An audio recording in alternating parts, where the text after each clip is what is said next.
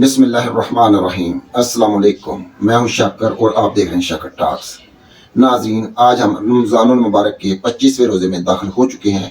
وقت کا پہیہ تیزی سے گردش کر رہا ہے اور رمضان کی برکتیں ہم سے رخصت ہونے کو ہیں۔ یہی وہ لمحات ہیں جب ہم رک کر اپنے اعمال کا محاسبہ کرنا چاہیے، کیونکہ شاید یہ رمضان ہماری زندگی کا آخری رمضان ہو۔ آج ہم قرآن مجید کی 25ویں پارے کا خلاصہ پیش کر رہے ہیں، جو ہمیں ایمان کی روشنی اور زندگی کے حقیقی مقاصد سے آگاہ کرتا ہے۔ 25ویں پارے کا خلاصہ: حقیقت کی آنکھیں کھولنے والی ایجاد۔ یہ پارہ 4 عظیم صورتوں پر مشتمل ہے: سورۃ حامیم، سجدہ، سورۃ زخرف، سورۃ دخان اور سورہ جاثیہ۔ ان صورتوں میں اللہ کی قدرت، قرآن کی سچائی، نبی کریم صلی اللہ علیہ وسلم کی نبوت اور قیامت کے ہولناک مناظر کا ذکر کیا گیا ہے، جو ہمارے دلوں کو جھنجھوڑ کر رکھ دیتے ہیں۔ اللہ کی قدرت: کون ہے جو زمین و آسمان کو چلا رہا ہے؟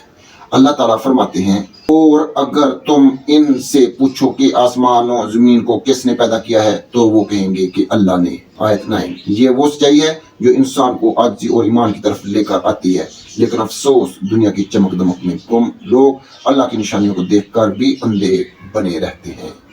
سورہ زخرف میں فرعون کی سرکشی اور انجام کا ذکر ہے۔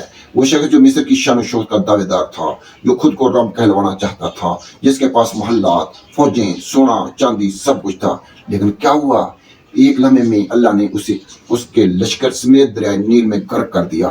یہ آیت ہمیں سبق دیتی ہے کہ دنیاوی طاقت، مال و دولت سب کچھ عارضی ہے، اصل بادشاہی صرف اللہ کی ہے۔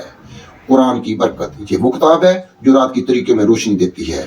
سورہ دخان میں شب قدر کا ذکر ہے، جس میں اللہ نے قرآن کو نازل فرمایا۔ بے شک ہم نے اس قرآن کو ایک بابرکت رات میں نازل کیا۔ دخان آیت 3۔ یہ وہ رات ہے جس کی عبادت 1000 مہینوں سے بہتر ہے۔ جو شخص اس رات کو ضائع کر دے، گویا اس نے اپنی ساری زندگی کا سب سے قیمتی خزانہ گنوا دیا۔ قیامت کی حقیقت: وہ دن جب ہر قوم گھٹنوں کے بل گری ہوگی۔ سورہ جاثیہ میں قیامت کے لرزہ خیز مناظر بیان کیے گئے ہیں، اور تم ہر امت کو گھٹنوں کے بل گرا ہوا دیکھو گے، ہر امت کو اس کی کتاب کی طرف بلایا جائے گا۔ جاثیہ آیت 28۔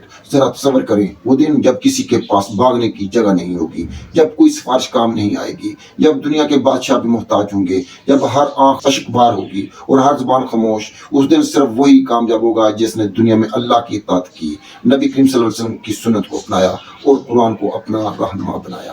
ہمیں کیا کرنا چاہیے؟ غور اور تکبر سے بچیں۔ فرعون کی مثال ہمارے لیے کافی ہے۔ قرآن کو سمجھ کر پڑھیں اور اس پر عمل کریں، کیونکہ یہ ہدایت کا واحد راستہ ہے۔ آخرت کی تیاری کریں، کیونکہ موت کسی بھی وقت دستک دے سکتی ہے۔ رمضان کے آخری دنوں کو غنیمت جانیں، شب قدر کو تلاش کریں، دعا میں روئیں، توبہ کریں، اللہ کے قریب ہو جائیں۔